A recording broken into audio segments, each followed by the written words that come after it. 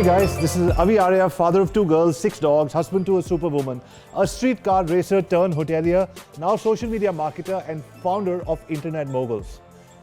Welcome to my channel. Let's try that one again. Hey guys, I'm Matt. I'm a serial entrepreneur with a couple small exits, an ex-digital nomad turned business coach for startups and businesses looking to grow, scale, and change the world faster. And I help them with strategy, growth, and fundraising. What's a growth company or high growth company? That's a good question. Typically, high growth company is something that's defined as doing 15 to 30% month over month growth. If you're doing that when it comes to number of users, revenue, etc., it means you're scaling very, very quickly. How you can think about this, because not all companies can hit that over time, is really how quickly are you accelerating and creating exponential growth within your business. If you want to go with a venture capital route, that's what you're going to need to hit, that 20 to 30% month over month growth. But in general, if you work on scaling your company, that's really only going to happen if you have viral effects that make that 20 or 30% happen, or if you're pouring a bunch of money into advertising. So make sure if you're building a business that's not focused on venture capital, that you're doing it sustainably enough to grow and scale without having to pour all of your money into advertising. If you want some tips on how to do that, go to mattward.io/viral, VIRAL, and you can download a guide that I put together for you guys. Can a company grow faster by selling to existing customers or finding new customers? It's really going to depend on the company. It's going to depend on how many customers you have and what the lifetime value is. In general, it's much easier to sell to the existing customers you have because you've already convinced them, hey guys, we're kind of awesome. They know that you don't have to acquire them, you don't have to find them, you don't have to convince them. You just have to convince them to buy something else. And that's a much, much easier sell than it is finding new customers. That said, you're never going to grow into an exponential business. You're never going to grow into something that's really venture scale if you are just selling more to your existing customers. You're going to need to be acquiring new customers as well.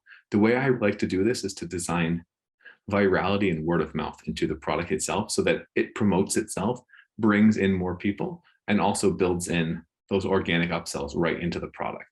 There are a lot of different strategies that you can use to do this, but it really comes down to having the right calls to action at the right time and helping people look good in front of their friends and helping the customers and clients that you have really up-level what they're doing to make more money while doing it. If you can do those two things and do it well, then you can have a business that both acquires more customers and upsells to the existing ones that you have.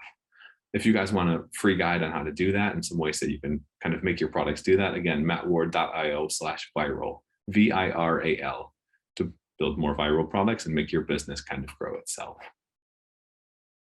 So you're thinking about growing and scaling your business. You're wondering, should you expand into new countries? And if so, which ones? Well, that's really going to depend on the business model that you have and what your goals are for the business. Sometimes it's great just to build a business and to build it up to a certain scale, maybe 100,000, a million, 10 million. Maybe that's something that you want to have and you want to run a business like that. But if you're looking to build something that really goes big, has the potential to raise VC funding, or has the potential to really have a life-changing outcome, then it's going to be something that you most likely have to scale into other countries. How to think about how to do that is kind of a little bit of a competitive analysis of who of your competitors are already in other countries, a bit of a kind of skills analysis of what competencies does your team have. If you're selling, for instance, I live in Switzerland now, I probably don't have that many skills to jump into China because I don't speak Chinese. But I could go to the US and sell there because it's a massive market. Or I could try to tackle more of what we call the DACH region, Germany, Austria, and Switzerland, where it's all German speaking. It's easier to scale up and build that way. Personally, I generally like expanding country by country and building yourself out in a bit of a blob. For any of you who've ever played Risk and you conquer the world, conquering the world that way, where you go country by country and expand outward. You don't have to have full saturation in a country before moving on to the next country. I think you just have to have enough momentum going so that you're able to be the ones who win the country, so to speak. Because in a lot of markets, there is that winner-take-all effect. And if there is a winner-take-all effect, you need to A, get there first, and B, win. So make sure if you're really going for high speed, high scale growth, that you are growing very, very quickly. That's something actually I tell to some of the companies I work with here in Switzerland, is you can compare Switzerland, Sweden, and Israel. They're all very similar in terms of very wealthy, smallish populations, 6 to 9 or 10 million, very well educated, very forward thinking when it comes to tech. The thing is, Israel and Sweden, they've had tons of tech unicorns, tons of companies worth more than $1 billion, private companies. Switzerland's had almost none. And that comes to the thinking bigger mentality. And here's what we were talking about earlier. You need to really think bigger if you do want to build something that's able to raise money and then scale and grow exponentially quickly. And to do that, that means expanding into other countries, especially before you feel comfortable. But doing it at a rate that is physically achievable, because if you try to go too fast, you'll kill yourself. You'll kill the business, you'll run out of money, and then it wasn't worth it anyways.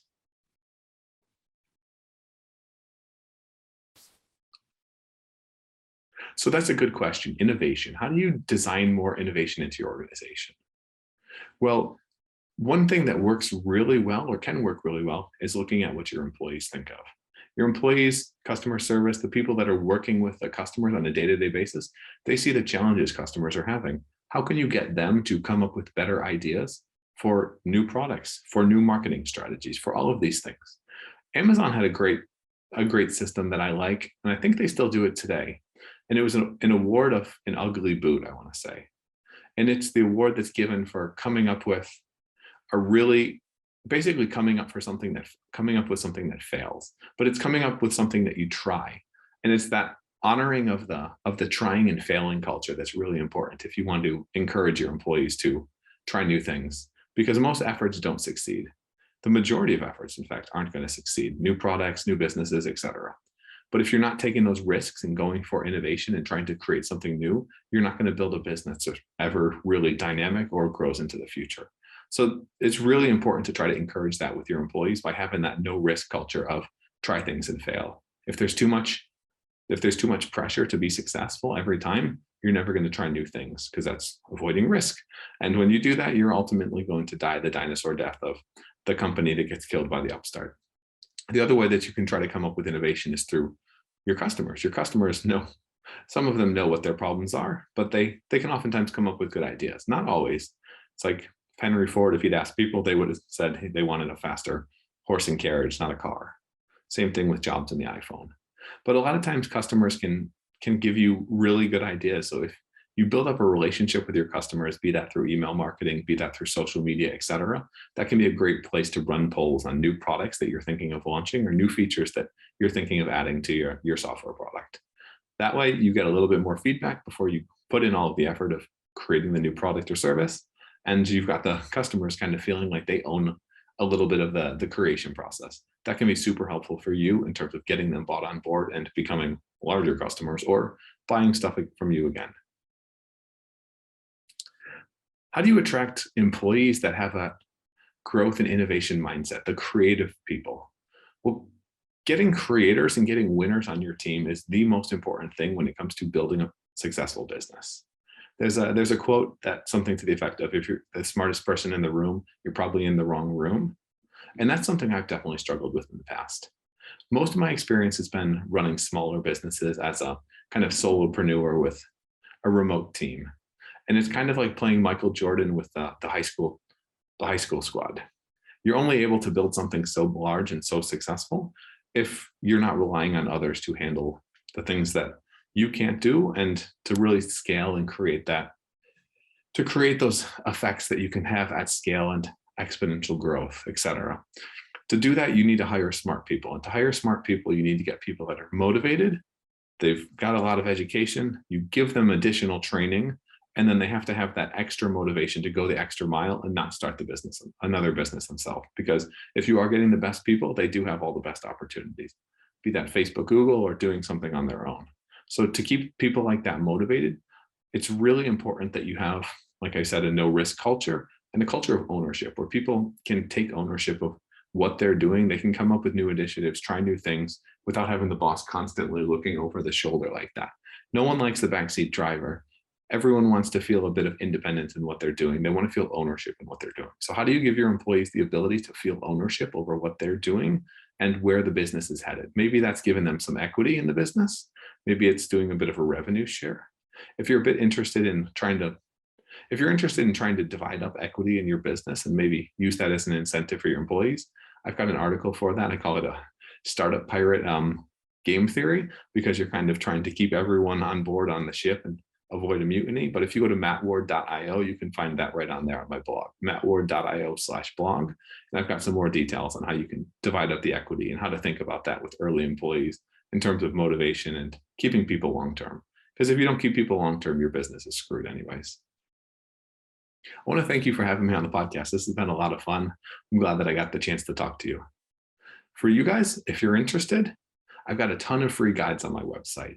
The 15 steps to acquiring and retaining customers, pitch deck guide, exactly what investors want to hear from my experience interviewing hundreds of VCs and angel investors, exactly how to structure your pitch deck, exactly how to build that elevator pitch as well to get you the meeting. And then if you're building the product and trying to make it grow and scale faster, how to design virality into your product so they grow, market, and sell themselves. You guys can get all of that and more if you go to mattward.io/free. Yes, free, FREE. You'll get all of those guides delivered to you in your email and some other special bonuses from me. And if you guys are looking for more help to grow and scale your business, that's what I do. I'm a business coach. I help startups and businesses grow, scale, change the world faster by merging that strategy and growth with the product and bringing in the fundraising when necessary to help you hit scale and change the world and make something meaningful. I like doing it, and I like coaching as well because it means I get to meet awesome people like you guys. Again, that's mattward.io if you guys want help with growing your business and scaling it and building it bigger, faster. Thanks, guys. Cheers.